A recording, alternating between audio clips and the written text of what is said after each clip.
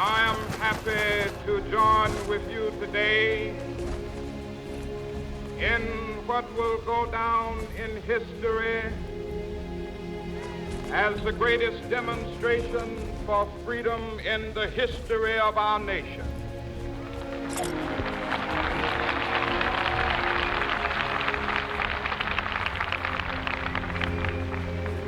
Fourscore years ago, a great American in whose symbolic shadow we stand today signed the Emancipation Proclamation.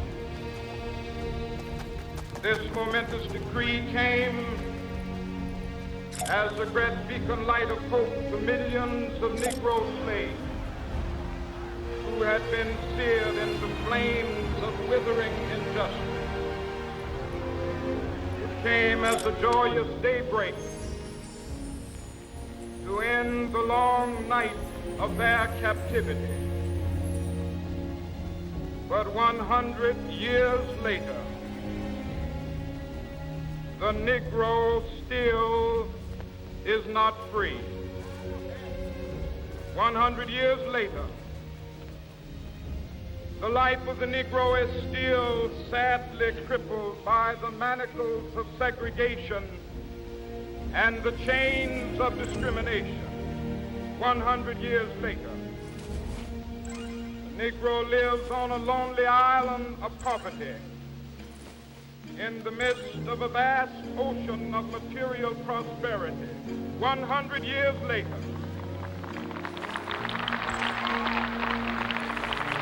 the Negro is still languished in the corners of American society, finds himself in exile in his own land. So we've come here today to dramatize a shameful condition. In a sense, we've come to our nation's capital to cash a check. When the architects of our republic wrote the magnificent words of the Constitution and the Declaration of Independence, they were signing a promissory note to which every American was to fall heir.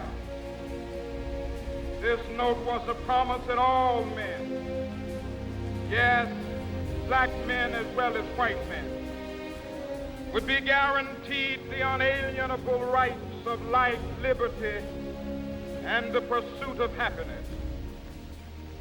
It is obvious today that America has defaulted on this promissory note insofar as her citizens of color are concerned.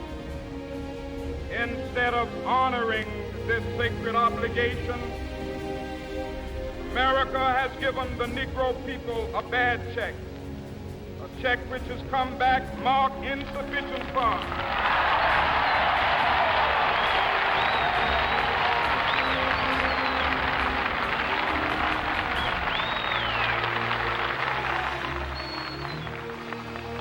But we refuse to believe that the Bank of Justice is bankrupt. We refuse to believe that there are insufficient funds in the great vaults of opportunity of this nation. So we've come to cash this check, a check that will give us upon demand the riches of freedom and the security of justice.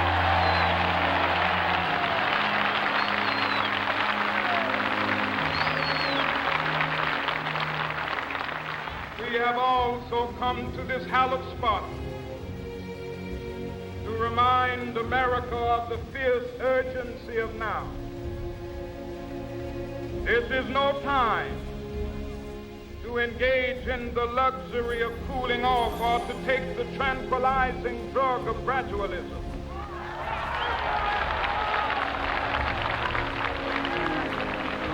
Now is the time to make real the promises of democracy. Now is the time to rise from the dark and desolate valley of segregation to the sunlit path of racial justice. Now is the time to lift our nation from the quicksands of racial racial injustice to the solid rock of brotherhood, now is the time. Make justice a reality for all of God's children. It would be fatal for the nation to overlook the urgency of the moment. This sweltering summit of the Negro's legitimate discontent will not pass until there is an invigorating autumn of freedom and equality. 1963 is not an end, but a beginning. Those who hope that the Negro needed to blow off steam and will now be content will have a rude awakening if the nation returns to business as usual.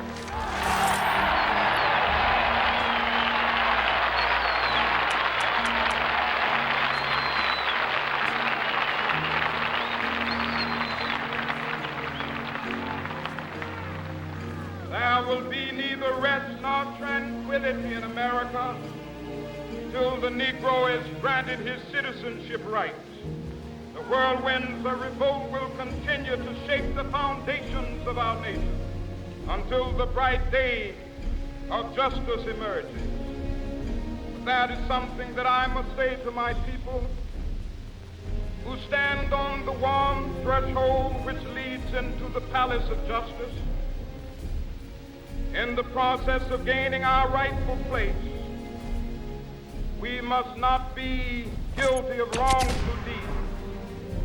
Let us not seek to satisfy our thirst for freedom by drinking from the cup of bitterness and hatred.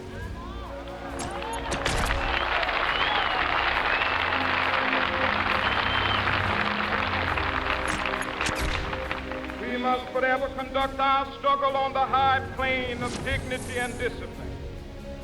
We must not allow our creative protests to degenerate into physical violence.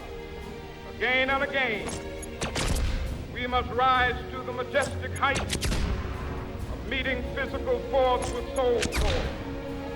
The marvelous new militancy which has engulfed the Negro community must not lead us to a distrust of all white people. For many of our white brothers, as evidenced by their presence here today, have come to realize that their destiny is tied up with our destiny.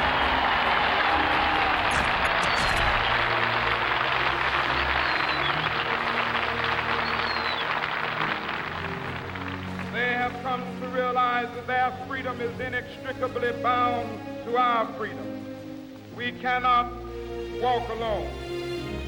As we walk, we must make the pledge that we shall always march ahead. We cannot turn back.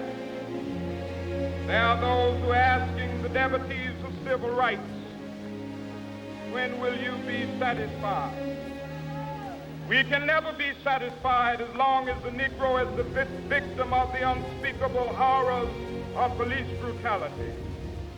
We can never be satisfied as long as our body is heavy with the fatigue of travel, cannot gain lodging in the motels of the highways and the hotels of the city.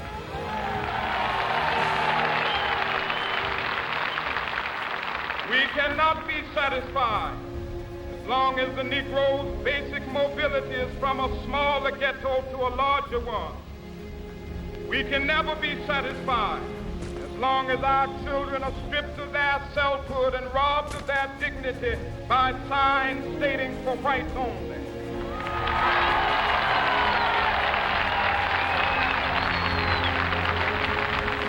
We cannot be satisfied as long as a Negro in Mississippi cannot vote and a Negro in New York believes he has nothing for which to vote.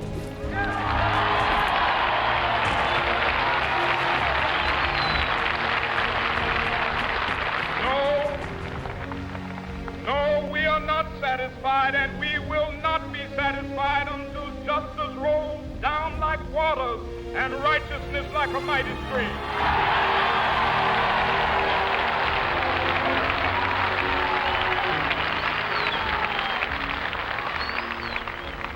I am not unmindful that Some of you have come here out of great trials and tribulations. Some of you have come fresh from narrow jail cells. Some of you have come from areas where your quest for freedom left you battered by the storms of persecution, staggered by the winds of police brutality. You have been the veterans of creative suffering. Continue to work with the faith that unearned suffering is redemptive. Go back to Mississippi. Go back to Alabama. Go back to South Carolina. Go back to Georgia. Go back to Louisiana. Go back to the slums and ghettos of our northern cities, knowing that somehow this situation can and will be changed. Let us not wallow in the valley of despair. I say to you today, my friends,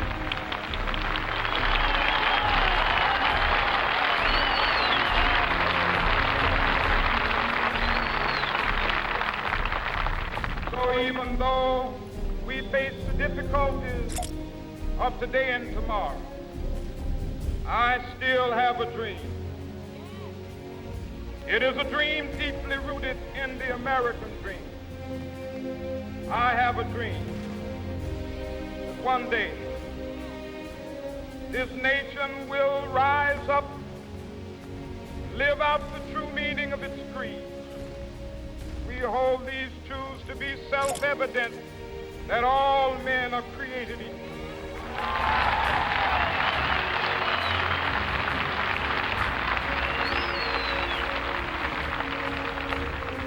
I have a dream